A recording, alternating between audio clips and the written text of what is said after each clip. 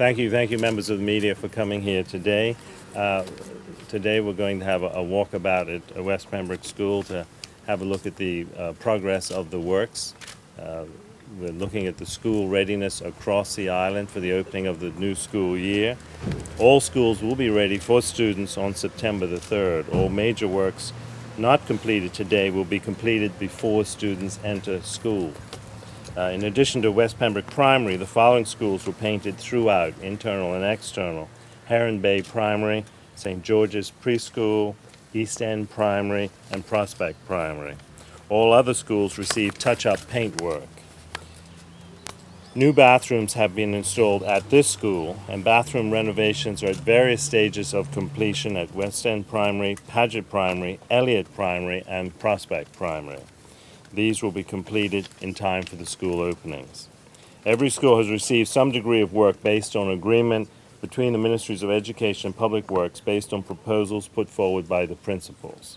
This work includes painting, replacing fixtures, replacing fencing, field upgrades, bathroom upgrades, driveway resurfacing, and other minor works. The combined expenditure for school works this summer between the Ministries of Education and Public Works is approximately $1.27 million. The bulk of works is complete, and buildings have been turned over to the custodians, who are busy with heavy cleaning and waxing of floors. In some schools, Prospect Primary, Heron Bay, Paget Primary, and West Pembroke, work will continue right up until the opening of the school. Meetings will be held with principals so that they know our exact timeline for completion of these works. In a few cases, Port Royal Primary, where we must complete work to the music room roof, East End Primary Field, which is a Parks Department project, but will need the month of September for the grass to knit properly. TNT Tatum Middle School Auditorium, where air conditioning units are anticipated to arrive next week.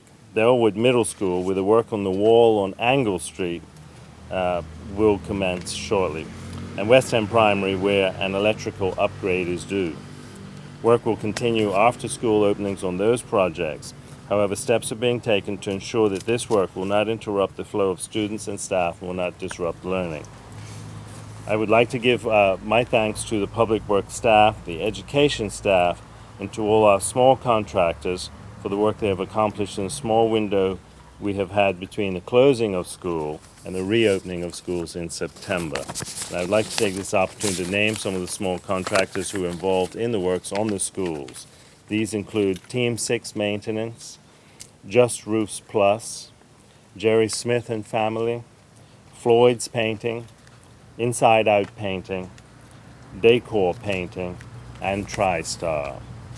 And as I said, also the works and engineering teams who work so diligently on these projects. Thank you very much for coming here today, and I'll hand over to the Acting Minister of Education. Talk a little bit about the project on behalf of my colleague, Nelton Brangman.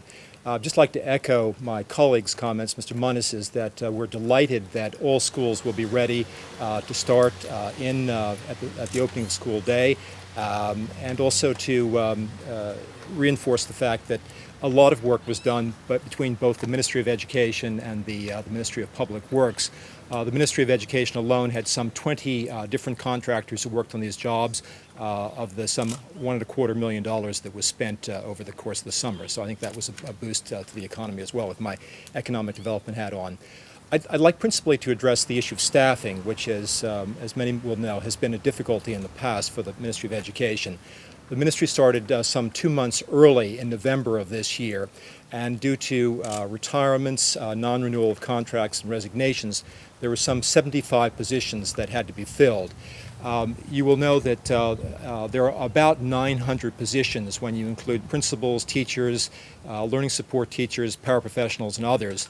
So what the ministry at this point finds is that some 55 of these 75 have actually been filled at this point. There are some 20 left. 8 of those will be filled by the time that school starts, and the ministry is currently looking to cover the remaining 12 positions, either through stand-in or through hiring additional people in the meantime. This has been a moving target because a number of these resignations have occurred in the last couple of weeks, so the ministry is doing its best to cover it. But when you look at some 900 positions, having to fill 12 before the end of the school year certainly is a very positive initiative, and that's less than 1% or about 1% of the overall positions filled. So I think the ministry is in very good shape. We're pleased with the progress that we've made in filling these positions, and I think we'll be very much ready to start the school year.